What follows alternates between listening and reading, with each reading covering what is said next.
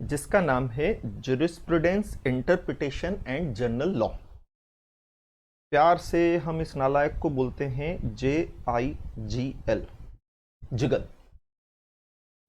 अब Enda Benda सा नाम दिख रहा है यार, कि कुछ नाम से ही समझ में नहीं आ रहा है कि है क्या, बट बिलीव मी बहुत इंटरेस्टिंग है। मॉड्यूल पढ़ने में बहुत मजा आता है। ऐसे भी लॉ है, लॉ पढ़ने में तो मजा आना ही चाहिए, है ना। क्यों आना चाहिए यार, लीगल ऑफिसर बनने वाले, लॉ ऑफिसर बनने वाले हैं, तो लॉ से तो मोहब्बत करना पड़ेगी। अच्छा, मोहब्बत क्यों करना पड़ेगी, समझ में आया कि जिससे हम प्यार करते ना, उसकी अच्छी चीज तो अच्छी लगती है, बुरी चीज भी बुरी लगती है, नहीं बुरी चीज भी अच्छी लगती है। जिससे हम प्यार करते हैं ना, उसकी अच्छी चीज भी अच्छी लगती है, उसकी बुरी चीज भी अच्छी लगती है। जैसे हमारे पेरेंट्स हैं, वो हमसे प्यार करते हैं बहुत, तो हमें जो अच्छा है वो तो हमें उनको अच्छा लगता है, बट जो हमारे में बुरा है वो भी उसे ओवरकम करके चलते हैं, वो भी उसे कंट्रोल करके चलते हैं, वो भी उसे लाइक करते हैं। क्यों? क्योंकि वो हमसे प्यार करते हैं, है ना। मैं और कोई रिलेशन जोड़ने, गर्लफ्रेंड बॉयफ्रेंड जोड़ने की बात नहीं कर रहा हूँ, है ना। बट वहां पे भी ऑप्शन नहीं होता है कि अच्छी चीजें तो अच्छी लग रही है, बट बुरी है तो भी अच्छी लग रही है। क्यों? प्यार करते हैं। तो ऐसे अगर आप अपने सब्जेक्ट से प्यार करने लगोगे, ऐसे अगर आप लॉ से प्यार करने लगोगे, तो जो टॉपिक अच्छे लग रहे हैं ना, वो तो अच्छे लग ही रहे ना यार। जो टॉपिक अच्छे लग रहे हैं वो तो अच्छे लग ही रहे हैं, बट जो नहीं अच्छे लग रहे हैं, तो क्योंकि हमें उनसे प्यार है, उसे नेग्लेक्ट तो कर ही नहीं सकते। तो हमें प्यार है तो हमें वो अच्छे लगने लगेंगे। तो हम बचपन से पढ़ते थे, हमारे सर ये बोलते थे, बोले क्या, बोले अपने सब्जेक्ट से प्यार करना सीखो, क्योंकि जिससे आप प्यार करते हो उसकी सारी चीजें अच्छी लगती है, चाहे वो अच्छी हो चाहे बुरी हो, बिल्कुल अच्छी लगती है। और अगर कुछ बुरा भी है तो हम इग्नोर कर देते हैं। तो ऐसे ही हम लॉ से प्यार करेंगे, जिसमें हमारा मेन प्रायोरिटी रहेगी कंपनी लॉ, उसके बाद ये रहेगा। अब ये जो एक्ट का नाम दिया ज्यूरिस्प्रूडेंस, अजीब से ये मेरे से तो बोला भी नहीं जा रहा। हाँ, ज्यूरिस्प्रूडेंस। बोले ज्यूरिस्प्रूडेंस का मतलब क्या होता है, तो बोले ज्यूरिस्प्रूडेंस का मतलब होता है स्टडी ऑफ लॉ। तो भी हम लॉ की स्टडी करने तो बैठे हैं, तो हम भी तो वही बोल रहे हैं कि ज्यूरिस्प्रूडेंस का मतलब यही होता है। क्या मतलब होता है? Study of law. ज्यूरिस्प्रूडेंस के अंदर क्या किया जाता है? लॉ की स्टडी की जाती है। वो तो एज ए कंपनी सेक्रेटरी हम लॉ की स्टडी करने ही तो बैठे हैं। क्या इसके पहले आपको ज्यूरिस्प्रूडेंस वर्ड का मतलब मालूम था? करो, चैट बॉक्स में कमेंट करो, है ना। तो ज्यूरिस्प्रूडेंस मतलब क्या होता है? हाँ, ज्यूरिस्प्रूडेंस मतलब होता है स्टडी ऑफ लॉ। ठीक है। फिर दूसरा वर्ड दिया है इंटरप्रिटेशन। चलो चलो मतलब बताओ इसका जल्दी से, कोशिश करो, अपनी तरफ से कोशिश करो, कोशिश करने वाले की कभी हार नहीं होती है ना। चलो मैं बताता हूं। इंटरप्रिटेशन का मतलब होता है, देखो, इंटरप्रिटेशन का मतलब होता है to find out the true meaning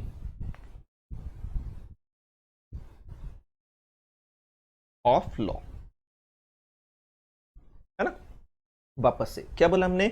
jurisprudence का मतलब होता है study of law. It means jurisprudence का मतलब यही हुआ कि आपको लॉ पढ़ना है, आपको लॉ की स्टडी करना है। ठीक है। दूसरा वर्ड है इंटरप्रिटेशन। बोले इंटरप्रिटेशन का मतलब क्या होता है? बोले इंटरप्रिटेशन का मतलब होता है to find out the true meaning of law. To find out the true meaning of law. Law का सही अर्थ जानना, लॉ का सही मीनिंग जानना इज इंटरप्रिटेशन। बोले यार ये इंटरप्रिटेशन की जरूरत क्यों होती है? तो कॉन्स्टिट्यूशन आप पढ़ चुके हो, है ना। कॉन्स्टिट्यूशन में आपने पढ़ा है क्या कि लॉ बनाता कौन है? तो बोले लॉ तो गवर्नमेंट, स्टेट बनाती है। स्टेट मतलब कॉन्स्टिट्यूशन का आर्टिकल 12 हम पढ़ चुके हैं। कौन? Central government, parliament of India, state government, state legislation, local and other authority. क्या तुम्हें याद है ऐसी स्टेट की डेफिनेशन तुमने CSEET में पढ़ी थी? ओ भैया पढ़ी थी ना। तो हमने बोला लॉ कौन बनाती है? स्टेट, है ना। बट लॉ एप्लीकेबल किस पर होता है? बिल्कुल सही, जनरल पब्लिक के ऊपर एप्लीकेबल होता है। लॉ तो हमारे ऊपर एप्लीकेबल हो रहा है। लॉ पढ़ना भी हमको है, लॉ कंप्लाई भी हमें करना है, सारी चीजें हमें ही करना है। ठीक है। तो ऐसी सिचुएशन में, ऐसी सर्कमस्टेंसेस के अंदर जब सारे काम हमें करना है, तो जैसा लॉ बना है उसका उसी तरीके से सही मीनिंग जानना जरूरी होता है। मतलब लॉ मेकिंग अथॉरिटी ने लॉ बनाते समय जो भी लिखा है, जो प्रोविजन लिखे हैं, उन प्रोविजंस का सही मीनिंग जानना, उन प्रोविजन का ट्रू मीनिंग जानना, उन प्रोविजंस को कंप्लाई करने के पर्पज से जरूरी होता है। क्योंकि जो लॉ मेकिंग अथॉरिटी ने बोला है वही आपको कंप्लाई करना है। तो यार लॉ मेकिंग अथॉरिटी और हमारी थिंकिंग सेम होना चाहिए ना, मैच होना चाहिए ना। लॉ मेकिंग अथॉरिटी ने जो बोला हमें उसे सही मीनिंग समझना पड़ेगा ना, जानना पड़ेगा ना, तभी तो हम लॉ को क्या कर पाएंगे, प्रॉपरली कंप्लाई कर पाएंगे। तो एक तो हम लॉ की क्या करें, स्टडी, पहले लॉ पढ़ें, लॉ भैया भैया क्या रहा लॉ, लॉ में है क्या। दूसरा फिर हम उसका सही अर्थ जाने, हम उसे इंटरप्रीट करें, उसका सही मीनिंग फाइंड आउट करने की कोशिश करें।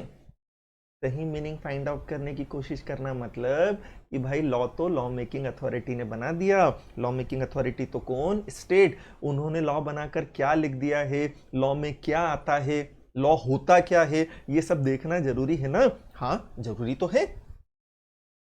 तो ऐसी सिचुएशन में, ऐसी सर्कमस्टेंसेस के अंदर हमें क्या करना पड़ता है, हमें इंटरप्रिटेशन करना पड़ता है। इंटरप्रिटेशन मतलब to find out the true meaning, सही सही मतलब जानना। काहे का सही सही मतलब जानना, बोले लॉ का सही सही मतलब जानना। ठीक है। अब तीसरा वर्ड इन्होंने दिया है जनरल लॉ। बोले यार ये जो लॉ होते ना, ये दो तरह के होते हैं। एक होते हैं स्पेसिफिक लॉ, एक होते हैं जनरल लॉ, है ना। ये जो लॉ होते हैं ना, ये कितने तरह के होते हैं, दो तरह के होते हैं भैया। कौन कौन से होते हैं, स्पेसिफिक लॉ, दूसरा क्या होता है, जनरल लॉ, है ना। स्पेसिफिक लॉ क्या होता है, जो किसी स्पेशल सब्जेक्ट मैटर पे लगता है, या स्पेशल पर्सन पे लगता है, या स्पेशल सिचुएशन में लगता है। क्या मतलब, जैसे कंपनीज एक्ट, वो केवल कंपनीज पर लगता है, वो पार्टनरशिप फर्म पे नहीं लगता है, वो एचयूएफ पे नहीं लगता है, वो कोऑपरेटिव सोसाइटी पे नहीं लगता है। जैसे एलएलपी एक्ट, वो केवल एलएलपी पे लगता है, वो सोल प्रोप्राइटरशिप पर, वो एचयूएफ पर, वो फर्म पर नहीं लगता है। वो स्पेसिफिक है, वो स्पेशल इन नेचर है, वो केवल उसी के ऊपर एप्लीकेबल होगा, बाकी किसी पर नहीं। जबकि जैसे अभी हमारी कंट्री के अंदर क्या आया था, सीएए, तो वो केवल उन पर्सन्स पे लग रहा था जो कि हमारी कंट्री के अंदर आए हैं, जबकि वो यहां के सिटीजन नहीं है, उन्हें कागज पत्र दिखाने पड़ेंगे। तो ये स्पेशल लॉ है, स्पेसिफिक सिचुएशन में लग रहा है, स्पेसिफिक पर्सन के ऊपर लग रहा है। जैसे वो किसान बिल आया, वो केवल किसानों पे लग रहा है और किसी के ऊपर नहीं लग रहा है, ठीक है ना। लेकिन जनरल लॉ जो है वो लगभग सारे पर्सन्स पे लगते हैं, है ना। जैसे ट्रांसफर ऑफ प्रॉपर्टीज एक्ट, कोई भी पर्सन प्रॉपर्टी ट्रांसफर करे टोपा लगेगा ही। जैसे सेल ऑफ गुड्स एक्ट, सोगा आपने पढ़ा होगा, कोई भी व्यक्ति गुड्स सेल करे ये एक्ट लगेगा ही। जैसे कॉन्स्टिट्यूशन ऑफ इंडिया, सबके ऊपर लग रहा है, ऐसा नहीं है कि किसी स्पेसिफिक पर्सन, मैं तो कह रही हूं सब पे लग रहा है ना। तो हमने बोला लॉ क्या होते हैं, दो तरह के, स्पेसिफिक लॉ होते हैं एंड जनरल लॉ होते हैं। स्पेसिफिक लॉ मतलब जो स्पेसिफिक सिचुएशन या स्पेसिफिक पर्सन पे लगते हैं, जनरल लॉ मतलब सबके ऊपर लगते हैं। तो यहां ये जो वर्ड दिया है कि हम क्या पढ़ रहे हैं, जनरल लॉ, मतलब हम जो लॉ पढ़ रहे हैं वो सारे पर्सन्स के ऊपर एप्लीकेबल होगा, वो किसी स्पेसिफिक पर्सन पर या स्पेसिफिक एरिया पर नहीं लगेगा, वो सबके ऊपर एप्लीकेबल होगा। मतलब ये जो मॉड्यूल है हमारा, ये जनरल लॉ से भरा हुआ है, इसमें कोई एक सिंगल एक्ट नहीं दिया है, इसमें कोई एक सिंगल लॉ नहीं दिया है, इसमें 17 तरह के जनरल लॉ दिए हैं। क्या मजाक कर रहा हो, मजाक नहीं कर रहा भैया, बिल्कुल मजाक नहीं कर रहा, पढ़ाई के मामले में मजाक नहीं करता हूं मैं। ये मिलाकर टोटल ये 17 चैप्टर हैं आपके लिए, बट एक्चुअली ये क्या है, 17 डिफरेंट लॉ हैं, है ना। ये 17 क्या हैं, ये डिफरेंट लॉ हैं। मॉड्यूल की अपन जनरल देख रहे हैं, पढ़ेंगे तो अपन नोट से, तो आप वर्ड्स के ऊपर ना जाएं। जीएसटी बेटा ये भी स्पेसिफिक लॉ है, क्योंकि गुड्स और सर्विसेज के ऊपर ही लगता है, ये इनकम टैक्स के ऊपर नहीं लगता है।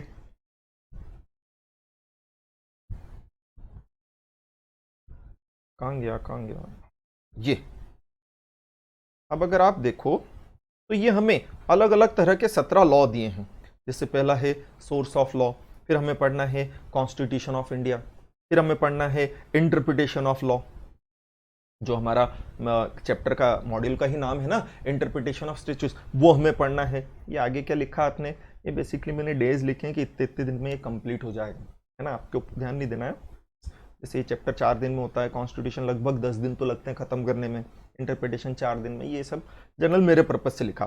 फिर एक जनरल क्लॉज एक्ट पढ़ना है हमें, फिर हमें एडमिनिस्ट्रेटिव लॉ पढ़ना है, लॉ ऑफ टॉट पढ़ना है। लॉ ऑफ टॉट सुना सुना लग रहा है कि सुना सुना लग रहा है, पढ़ के आए हो ना यार CA/CET के अंदर, हाँ फाउंडेशन पढ़कर आए हो तो नहीं पढ़ा होगा। लिमिटेशन एक्ट पढ़ना है, CPC पढ़ना है, IPC पढ़ना है, CRPC पढ़ना है, फिर एविडेंस एक्ट है, स्पेशल कोर्ट ट्राइब्यूनल्स, वो NCLT बताया था ना मैंने, उसके बारे में इस चैप्टर में पढ़ना है। आर्बिट्रेशन एक्ट पढ़ना है, इंडियन स्टाम्प एक्ट है, रजिस्ट्रेशन एक्ट है, राइट टू इंफॉर्मेशन एक्ट है, and IT information technology act है।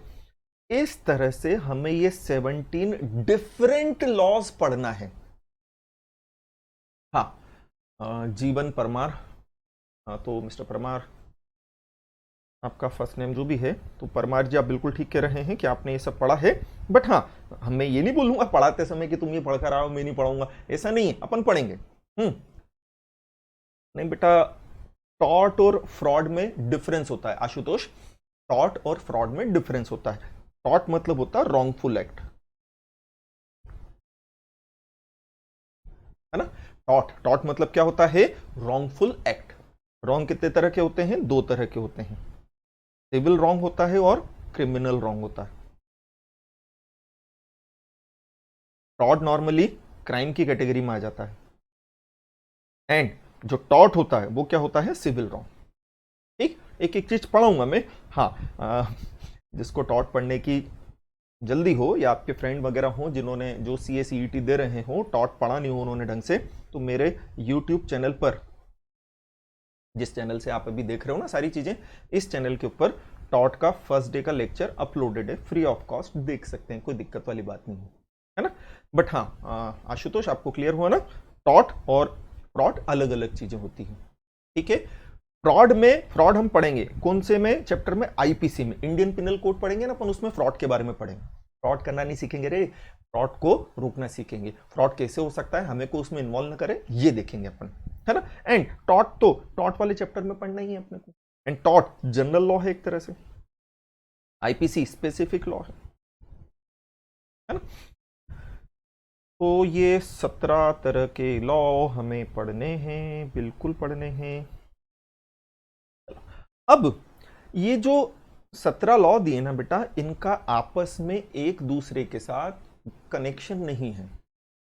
मतलब ऐसा नहीं है कि हम पहले चैप्टर नंबर 1 स्टार्ट करेंगे तो फिर हम चैप्टर नंबर 2 स्टार्ट करेंगे तो ही पढ़ पाएंगे, नहीं, ऐसा कुछ नहीं।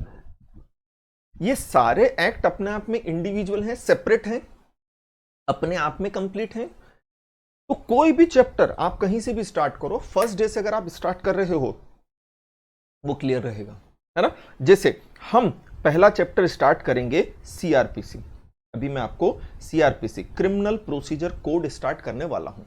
अब मॉड्यूल के अंदर आप देखोगे तो CRPC आपका चैप्टर नंबर है 10। तो गुरु आपने स्टार्टिंग के 9 तो पढ़े नहीं है, तो क्या आपको एकदम 10 समझ में आ जाएगा? बिल्कुल आएगा मेरे बच्चे, बिल्कुल आएगा। क्यों आएगा?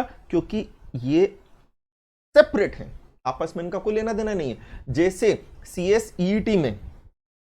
CSEET में आपने अलग अलग लॉ पढ़े थे ना, अलग अलग सेपरेट लॉ पढ़े थे ना, एक दूसरे का उनसे कोई संबंध नहीं था ना। ठीक है, तो ऐसी सिचुएशन में आप टॉट पढ़ लो, आप कभी पहले कॉन्स्टिट्यूशन ऑफ इंडिया पढ़ लो, या टॉट पढ़ लो, या कॉन्ट्रैक्ट एक्ट पढ़ लो, या पार्टनरशिप एक्ट पढ़ लो, उनका आपस में कोई संबंध नहीं है। थोड़ा एक आध % डिफरेंस आता है, बट ऐसा कुछ नहीं है ना। हाँ लाला बाबू, जय श्री कृष्णा। ठीक है, तो ये हमें देखना है। तो मैं आपको स्टार्ट करूंगा सीआरपीसी से, क्योंकि ये थोड़ा इंटरेस्टिंग है, इसमें नई नई चीजें अपन देखेंगे। थोड़ा स्टार्टिंग से अपन ऐसा चैप्टर लें जिसमें इंटरेस्ट जनरेट हो, इसलिए मैंने कंपनीज एक्ट में भी इंट्रोडक्शन वाला चैप्टर स्टार्ट नहीं किया, जिसमें कैरेक्टरिस्टिक्स है, ये है, पढ़ना है, छोड़ना नहीं है, पढ़ेंगे उसको अपन। बट मैं चाहता हूँ स्टार्टिंग ऐसी हो कि मजा आ जाए, ट्रेलर देख के ऐसा लगे मजा आ गया, तो अपन वो चैप्टर स्टार्ट करो, इसको पढ़ के मजा आया और सब्जेक्ट से प्यार होना चालू हो जाए, है ना। तो हम स्टार्ट करेंगे सीआरपीसी से। तो अभी तक मैंने आपको जो चीज बताई जल्दी से बोलेंगे। ज्यूरिस्प्रूडेंस मतलब हाँ अपने बैठे घर पे बैठे बैठे बोलो, बट बेटा अपना भला चाहते हो तो बोलो, बोलने का, चुप रहने का नहीं। वासु बिल्कुल रोज सेम टाइम पे लाइव क्लासेस रहेगी। मेरी क्लासेस का टाइम 10 से 11 आपका क्या रहेगा, सीएल रहेगा, एंड 11 से 12 क्या रहेगा, जिगल रहेगा। 5-10 मिनट आगे पीछे हो जाता है, बट आज हम सब सेट कर चुके हैं, कोई दिक्कत नहीं है। ठीक 10 बजे अपन स्टार्ट कर देंगे, एंड 9:50 तक आपके पास सबके पास लिंक आ जाएगी। ठीक 10 बजे अपन स्टार्ट कर देंगे, 9:50 तक लिंक आ जाएगी। फिर अपन 11 तक पढ़ेंगे, देन 5 मिनट का मैं ब्रेक दूंगा। उस 5 मिनट में आपके पास जिगल की क्या आ जाएगी, लिंक आ जाएगी, है ना। एंड फिर नेक्स्ट जो टैक्स का या एसबीसी का जो भी लेक्चर रहेगा उसकी लिंक आपके पास आ जाएगी, यहीं पर अपन पढ़ेंगे, यहाँ डिस्टर्बेंस नहीं रहता है।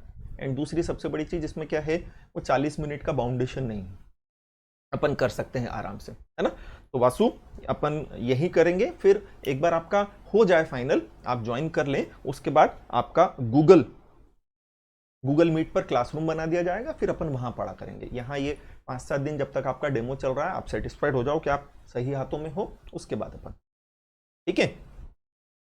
चलें, प्रेरणा, मैं गलत पढ़ रहा हूँ कि इतनी देर से प्रेमा पढ़ रहा हूँ, सॉरी, है ना, प्रेरणा, है ना।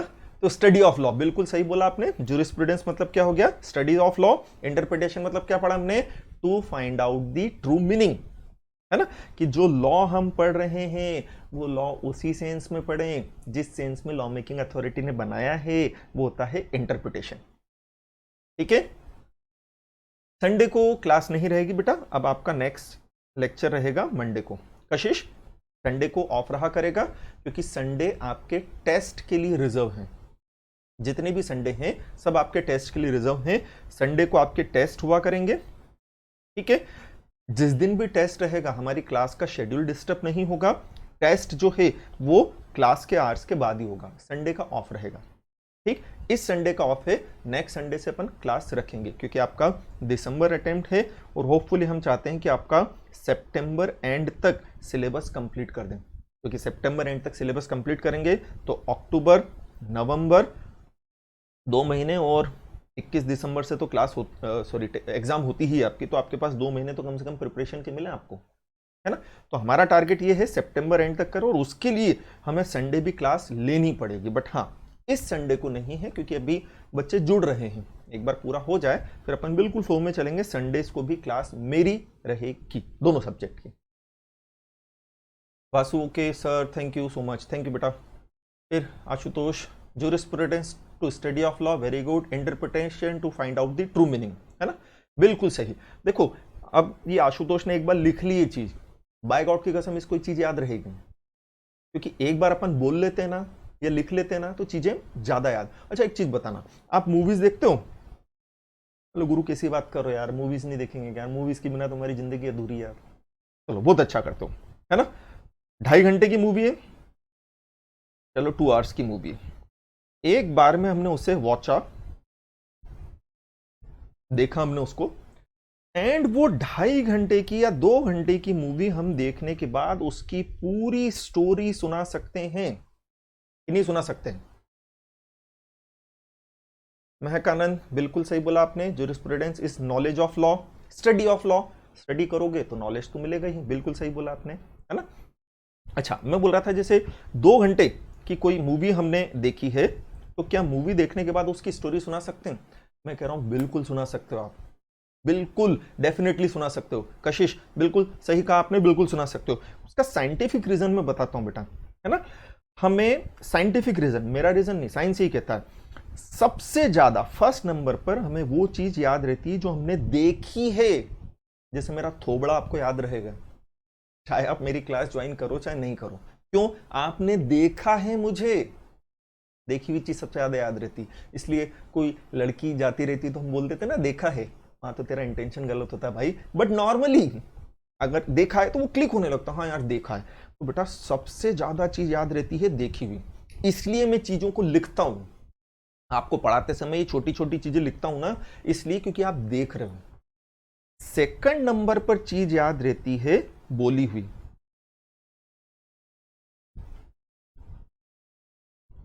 जिससे आपने क्या किया है, बोला है। ठीक है। थर्ड नंबर पर चीज याद रहती है सुनी हुई। सबसे एंड में सबसे कम जो चीज याद रहती है वो कौन सी है, सुनी हुई। उससे ज्यादा चीज याद रहती है बोली हुई, एंड सबसे ज्यादा चीज याद रहती हुई कैसी, देखी हुई। ठीक है। अब इसका आप प्रूफ देखो। आपने मूवी देखी, कौन सी देखी? ओ भाई बाहुबली देखी, मेरी तो फेवरेट मूवी है। दोनों पार्ट में 50-100 बार देख चुका हूँ अभी 1.5-2 साल के अंदर। कोरोना के कारण तो मतलब हफ्ते में एक बार तो देखी है मैंने, इतनी पसंद है मेरे को, है ना। अब मैंने पहली बार भी देखी। आप खुद बताओ, आपने मूवी देखी चाहे फर्स्ट हो सेकंड, क्या आप उसकी स्टोरी सुना सकते हो? बिल्कुल गुरु, हम बिल्कुल स्टोरी सुना सकते हैं। एक ही बार देखिए तो भी उसकी स्टोरी सुना सकते हैं, बिल्कुल सुना सकते हैं। ठीक है। अब क्या आपको उसके डायलॉग याद हैं? हाँ वो एक याद है, क्या? जब तक तुम जिंदा हो मुझे मारने वाला पैदा नहीं हुआ मामा, है ना। कटप्पा याद है। वो क्यों याद है बेटा? आपने बोला होगा ना तो याद है। क्या आपको उसके सॉन्ग्स याद हैं? याद हो सकते हैं। क्यों? अगर आपने उसे बोला है, बोला है मतलब गुनगुनाया है। अगर किसी गाने को, किसी सॉन्ग को आप गुनगुना लेते हो, और डजंट मैटर कि कहां गुनगुना रहे हो, इससे मतलब नहीं है। बट अगर आपने उसे गुनगुनाया है, गुनगुनाया मतलब बोला है, तो बेटा वो चीज आपको याद रहेगी। बट अगर आपने केवल सुना है, मूवी देख ली बट उसके डायलॉग आपने केवल सुने हैं, एक बार भी बोले नहीं, गाना आपने एक बार भी गुनगुनाया नहीं, आपको सबसे कम याद रहेगा, सबसे कम याद रहेगा। ये साइंटिफिक प्रिंसिपल आप गूगल करके देख सकते हो, मैंने नहीं बनाया है ना। तो सबसे ज्यादा चीज याद रहती है देखी हुई, फिर उसके बाद उससे थोड़ी कम याद रहती है बोली, और सबसे कम याद रहती है सुनी हुई। इसलिए मैं आपसे बार बार रिक्वेस्ट कर रहा हूं कि जो भी मैं पढ़ा रहा हूं उसे बोले। देख तो आप रहे ही हो, बिल्कुल देख रहे हो, बट आप उसे बोलो। जितना ज्यादा आप बोलोगे उतनी ज्यादा आपको चीजें याद होगी। लिखोगे तो भी बोल के ही लिख रहे हो, मन में बोलते जाते हैं तो लिखते जाते हैं ना अपन, बिल्कुल। तो ये करना है, ये साइंटिफिक है बेटा, ये हमने को बिल्कुल करना है, ये आपके लिए अच्छा है। ठीक है। तो हो गया तीनों चीजों का मतलब। एंड जनरल लॉ में जो स्पेसिफिक नहीं है सबके ऊपर लगेंगे, ऐसे 17 लॉ हमें पढ़ना है। यहां तक की कहानी क्लियर है? से यस और नो प्लीज। अब बोले गुरु यार इसका भी आप वो पैटर्न बता दो ना। जैसे अपन ने कंपनी लॉ का एग्जामिनेशन का पेपर का पैटर्न देखा था ना, कि कंपनी लॉ में कितने क्वेश्चन आते हैं और कंपनी लॉ के अंदर क्या क्या होता है, तो क्यों ना अपन इसका भी एग्जामिनेशन पैटर्न देख ले कि इसमें क्वेश्चन कितने तरह के आएंगे, नंबर ऑफ क्वेश्चंस कितने होंगे, एक क्वेश्चन कितने मार्क्स का रहेगा। जैसा एनालिसिस हमने कंपनीज एक्ट का किया है, क्यों ना हम ऐसा ही एनालिसिस इसका भी करें, जो कि जरूरी है। फिर अपन पढ़ना चालू करते हैं। आशुतोष, कशिश, महिमा, कोयल, थैंक यू बेटा, है ना। तो हम अब पेपर का एनालिसिस करते हैं। पेपर का एनालिसिस करते हैं मतलब पेपर से फाइंड आउट करने की कोशिश करते हैं कि यार हमारी स्ट्रेटेजी क्या होनी चाहिए, किस तरह का क्वेश्चन आएगा। जैसे आपका टैक्स है, उसमें तो ऑब्जेक्टिव के क्वेश्चन आएंगे ना, तो हमारी स्ट्रेटेजी उस हिसाब से चलेगी ना। बट ये तो डिस्क्रिप्टिव है ना, इसमें तो सारी चीजें डिस्क्रिप्टिव रहेगी ना, तो हमें मालूम होना चाहिए कितने नंबर ऑफ क्वेश्चन आएंगे। जैसे कंपनी लॉ के अंदर अपन ने पढ़ा था। कोयल थैंक यू बेटा। तो हमने कंपनी लॉ के अंदर पढ़ा था ना कि भाई 3 पार्ट के अंदर पेपर आएगा। क्यों? मॉड्यूल 3 पार्ट में था भाई। जिगल का मॉड्यूल तो पार्ट्स में बताया ही नहीं आपने। ओ भाई मेरी गलती नहीं है, ही नहीं, पार्ट्स में सब एक ही है, ये पार्ट्स में नहीं आएगा। सीधे 6 क्वेश्चन आएंगे। कंपनी लॉ में भी 6 क्वेश्चन आए थे, यहां पर भी 6 क्वेश्चन ही आएंगे, बट वो पार्ट्स में डिवाइडेड नहीं होंगे। ठीक है, जैसे वहां पार्ट्स में डिवाइडेड थे कि पार्ट फर्स्ट 50 मार्क्स का था, पार्ट सेकंड 40 मार्क्स का था, पार्ट थर्ड 10 मार्क्स का था। पार्ट फर्स्ट के अंदर question number 1 2 3, part fourth second के अंदर 3 4 5 एंड पार्ट थर्ड के अंदर 6 नंबर का क्वेश्चन था। फिर उसमें कौन कौन सी चॉइस वगैरह थी वो बताई मैंने। यहां पर भी आपका पेपर 135 मार्क्स का आएगा। बिलीव मी मेरे बच्चों, बिलीव मी, यहां पर भी पेपर कितने मार्क्स का आएगा? 135। ये मैं मेरे मन से नहीं बोल रहा हूं, ये इंस्टीट्यूट के जो पुराने पेपर हैं उनकी स्टडी करके मैं आपको बता रहा हूं, है ना। हमने पढ़ा ही है कि हमें स्कैनर पढ़ना है, स्कैनर के अंदर ये सारी चीजें मिलेगी, कोई टेंशन वाली बात नहीं है। तो जिगल का पेपर भी 135 मार्क्स का तो आता है। कैसे आता है? तो पहला, नंबर ऑफ क्वेश्चंस कितने रहेंगे? बोले टोटल क्वेश्चंस 6 तो रहेंगे। उसमें से क्वेश्चन नंबर 1 जो रहेगा वो 20 मार्क्स का रहेगा। बाकी 5 क्वेश्चन जो रहेंगे वो 16 मार्क्स ईच रहेंगे एंड 16 5 जा 80, ये मिलाकर आपको 100 मार्क्स का अटेम्प्ट करना है।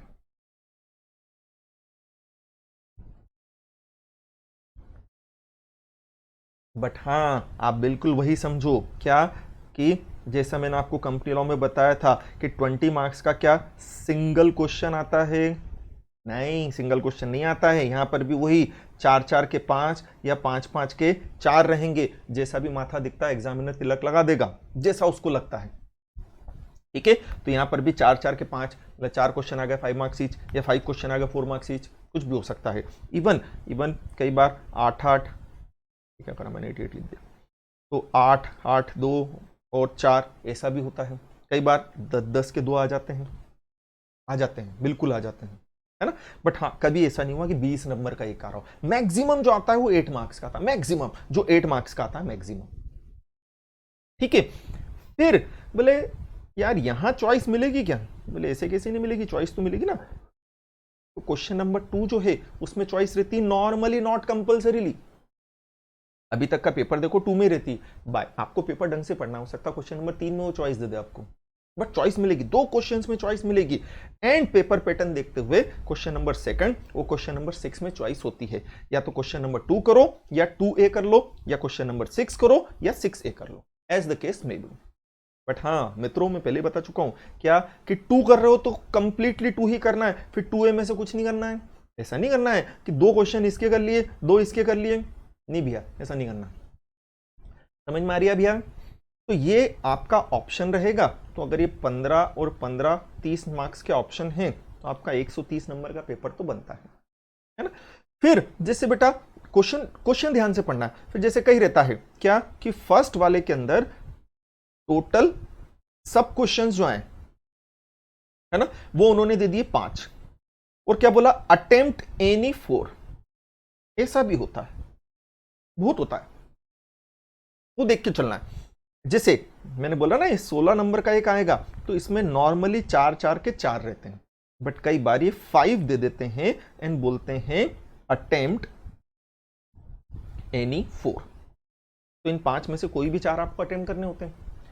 पेपर ढंग से पढ़ना है ना। हाँ, बट आप मान के चलो 99 पॉइंट बहुत सारे 9% जैसा मैं बोल रहा हूं वैसा ही है। ये मैं मेरे मन से नहीं बोल रहा हूं, बोल तो मैं मुंह से ही रहा हूं, बट ये सब मैंने जो पुराने साल के पेपर हैं उनका एनालिसिस करके आपको बताया है। ये मैं बत्ती नहीं दे रहा ना, मेरे को इंस्टीट्यूट ने इस तरह से कुछ बताया।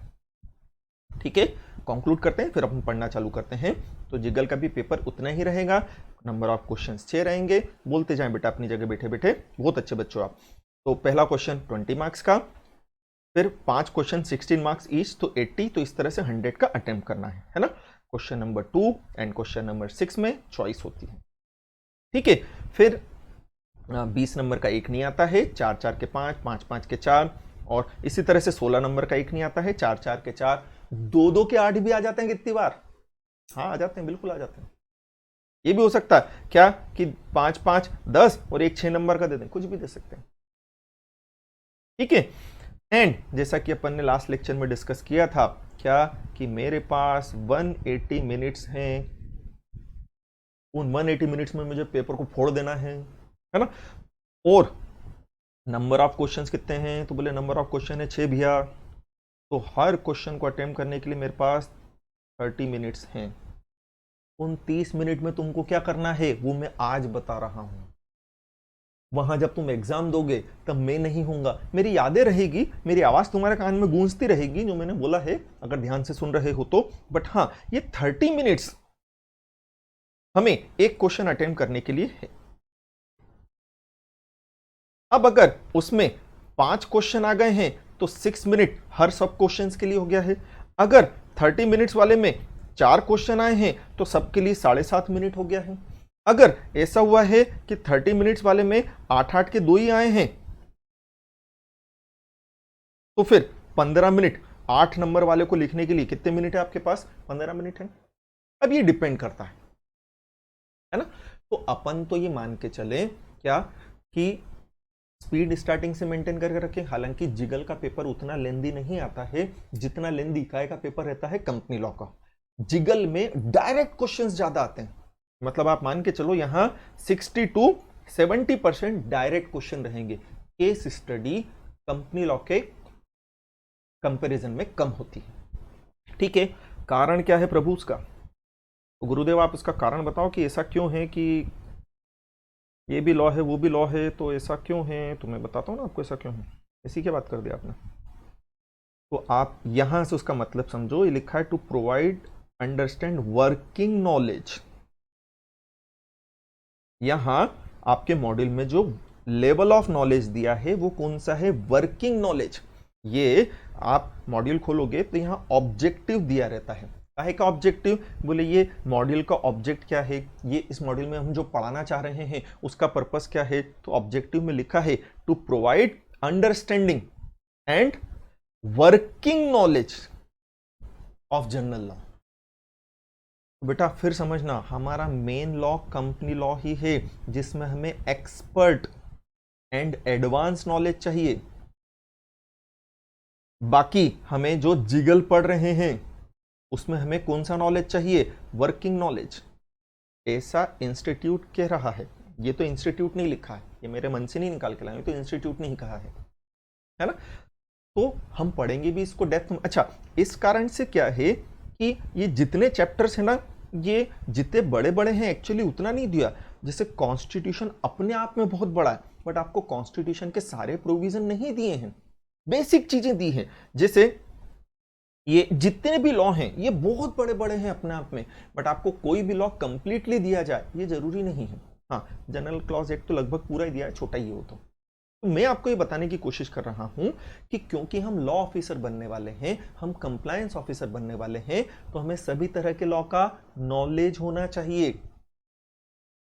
वैसे भी as a citizen of India हमें लॉ का नॉलेज तो होना ही चाहिए, क्योंकि अगर हमने किसी प्रोविजन का क्या कर दिया, नॉन कंप्लायंस, तो हम ये नहीं बोल सकते कि यार हमें तो लॉ मालूम ही नहीं था। लॉ तो मालूम होना चाहिए। ठीक है, तो यहां लेवल ऑफ नॉलेज वर्किंग है, बट बेटा मैं पढ़ाऊंगा आपको एक्सपर्ट की तरह ही, है ना। मैंने जैसा आपको बताया कि मैंने LLB भी किया है एंड लॉ की प्रैक्टिस भी करता हूं मैं, तो मेरे पास इनका theoretical as well as practical सब तरह का नॉलेज है। मैं सब शेयर करूंगा आपसे, टेंशन मत करना, बस भरोसा रखना मेरे पे। फिर ये मॉड्यूल भी 30 जून तक का अपडेटेड है, जैसा मैंने बताया था, एक चीज देखने की होती है। एंड ये जो मॉड्यूल है इसमें ज्यादा अमेंडमेंट्स नहीं आते, रेयरली 0.1% आ गया तो बहुत बड़ी बात है। हाँ, कंपनी लॉ में चेंजेस होते हैं तो काफी सारी चीजें इसकी मॉड्यूल की है। अब हम स्टार्ट करेंगे। ये नोट्स हैं, आपको मैं नोट्स अवेलेबल करा देता हूं फ्री ऑफ कॉस्ट। मेरा नंबर मैंने आपके साथ शेयर किया था, फिर से लिख देता हूं, ठीक है। मुझे कोई प्रॉब्लम नहीं है अगर, क्योंकि जब तक आपके पास हार्ड कॉपी आनी जाएगी, हार्ड कॉपी आने में 5-7 दिन लगेंगे, आप फीस पे करोगे उसके बाद आएगी हार्ड कॉपी नोट्स की, बट तब तक पढ़ने के लिए मैं आपको soft copy free of cost available करा रहा हूं, कोई दिक्कत वाली बात नहीं है ना। इस पर आप मुझे व्हाट्सअप कर देंगे इस नंबर के ऊपर, तो मैं आपको CRPC की भी as well as company law की भी, केवल फर्स्ट चैप्टर की जो अपन पढ़ रहे हैं केवल उसकी मैं आपको क्या अवेलेबल करा दूंगा, सॉफ्ट कॉपी, ताकि जब तक आपके पास फिजिकल नोट्स नहीं आ जाते हैं, मॉड्यूल भी होगा नहीं आपके पास, मॉड्यूल भी आपके पास सॉफ्ट कॉपी में ही अवेलेबल है, तो तब तक आप, क्योंकि पढ़ेंगे अपन नोट्स में से, तो तब तक आप ये नोट्स सॉफ्ट कॉपी में ले लें और इससे पढ़ना चालू करेंगे अपन। ये चीज हुई क्लियर? तो मैंने बोला ना कि जो नोट्स मैंने बनाए हैं ये सब पॉइंट वाइज प्रेजेंटेशन दिया है, मैंने कोई नई चीज नहीं लिखी है, बट मैंने सारी चीजें पॉइंट वाइज कर दी है। यही चीजें अगर आप कहां देखने जाओगे, मॉड्यूल में देखने जाओगे, तो मॉड्यूल के अंदर ये चीजें सब पैराग्राफ के अंदर ठुसी भी रहेगी। मैंने उन्हें पॉइंट्स में डिवाइड कर दिया ताकि पढ़ने में इजी रहे। ठीक है, अब हम स्टार्ट करते हैं सीआरपीसी, बट बेटा मंडे से, क्योंकि टाइम अपना हो गया है। नेक्स्ट लेक्चर आपका रहेगा, अपन मंडे को मिलते हैं हम, है ना। अभी तक जो अपन ने पढ़ा, इस बारे में आपको कुछ भी पूछना हो तो आप फटाफट से पूछिए, मैं आपका आंसर करता हूं। बोलिएगा।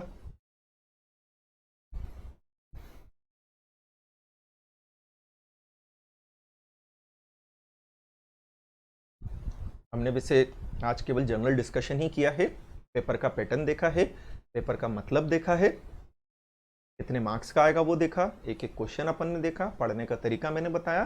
स्टडी अपन सीआरपीसी की स्टार्ट कर देंगे मंडे से, है ना। तो आपके अभी जो अपन ने पढ़ा, इसमें कोई भी क्वेश्चन हो तो आप मेरे से पूछ लो, अदरवाइज अपन सेशन एंड करते हैं। तो फिर अपन मंडे को ये चैप्टर, और मुझे आप व्हाट्सअप कर देना अपना नाम लिखकर, तो मैं आपको सॉफ्ट कॉपी में केवल फर्स्ट चैप्टर की, क्योंकि तब तक आपके पास हार्ड कॉपी नहीं रहेगी, मैं अवेलेबल करा दूंगा। Ashutosh, nothing sir, thank you बेटा। और बोले, चले एंड करते हैं अपन, है ना। Kavita, everything is clear, thank you. Kashish, thank you बेटा। प्रेरणा, है ना। सितंबर के बाद रिवीजन क्लास भी रहेगी, बिल्कुल रहेगी, 101% रहेगी। मैंने कल बताया था, बट कल वो बहुत ज़्यादा डिस्टर्बेंस हो गया। खैर, मैं मान रहा हूँ गलती हम लोगों की ही है, हमने एक्सपेक्ट नहीं किया कि इस तरह की सिचुएशन हो सकती है ना। तो बिल्कुल आप सितंबर मान के चलो, अक्टूबर आप सेल्फ स्टडी का रहेगा, और नवंबर में, पूरा नवंबर आपकी क्या रहेगी, रिवीजन क्लास रहेगी। एक महीने में हम पूरा सिलेबस आपको रिवाइज कराएंगे, लेकिन उस रिवीजन का फायदा आपको तभी मिलेगा जब आप अपनी तरफ से सेल्फ स्टडी करके सारी चीजें याद करके बैठो। तो मैं आपको रिकॉल करवाऊंगा, रिवीजन में मैं समझाऊंगा थोड़ी कुछ। जैसे जो जून अटेम्प्ट था, जो अब होपफुली अगस्त के अंदर होगा, जो जून अटेम्प्ट था जो होपफुली अगस्त के अंदर होगा, कोरोना के कारण आगे बढ़ गया, है ना। हालांकि अभी डेट दी नहीं है, बट मान के चलो 100% जो सीएस की जून अटेम्प्ट की एग्जाम है वो अगस्त में होगी। तो जून अटेम्प्ट वालों के लिए हम 1 जून से, ये मतलब ट्यूसडे से जो आ रहा है, कमिंग ट्यूसडे, है ना, 1 जून से हम स्टार्ट कर रहे हैं रिवीजन बैच। हम पूरा 1 महीने में फ्री ऑफ कॉस्ट उन्हें रिवाइज करवा के देंगे, बिल्कुल, है ना। एंड आपकी भी कुछ फ्रेंड वगैरह हो जो ज्वाइन करना चाहो तो ये फ्री ऑफ कॉस्ट है, चाहे वो विद्योदय के स्टूडेंट रहे हो चाहे नहीं रहे हो, फ्री ऑफ कॉस्ट है सबके लिए, बट प्रायर रजिस्ट्रेशन पर। रजिस्ट्रेशन में केवल आपको आपकी इन्फॉर्मेशन देनी है, पैसा कुछ भी नहीं देना है ना।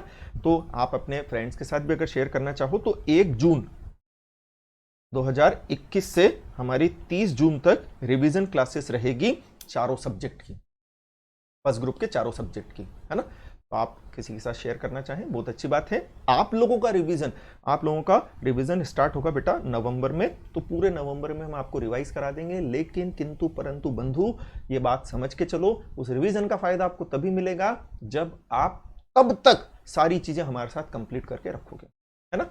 टेस्ट शेड्यूल आपको मिल जाएगा, आपका मोस्ट प्रोबेबली फर्स्ट टेस्ट है 16 जून से, हमारा शेड्यूल वगैरह सब तैयार है।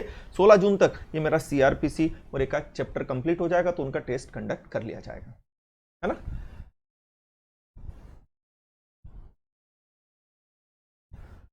हाँ कशिश, आप अगर जून अटेम्प्ट भी दे रहे हैं तो बेटा आपका सिलेबस तो हम सितंबर एंड तक कंप्लीट करा देंगे, फिर आप नवंबर में एक बार रिवाइज कर लेना हमारे साथ। फिर जब जून 22 का जो अटेम्प्ट रहेगा, उसके पहले हम एक रिवीजन जून वालों के लिए फिर करवाएंगे, तब रिवाइज कर लेना, आपके पास ज्यादा टाइम रहेगा।